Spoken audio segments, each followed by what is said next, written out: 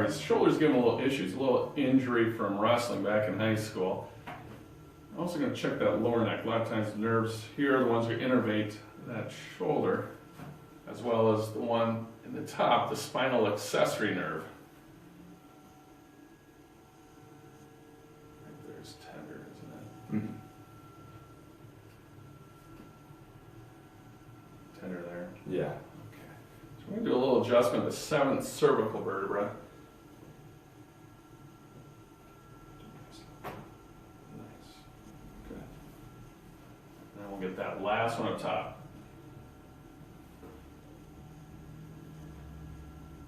Come straight across. Good. Perfect. Okay. I'm going to scooch forward just a little bit. We're going to adjust that left shoulder. Just going to have you lean right back into me, JR. We're going to take that arm, just going to let her drop. Make a nice little. There we go. Good. Okay, now what we'll do is we'll bring you back to the bench and we'll check to see if we even your legs out.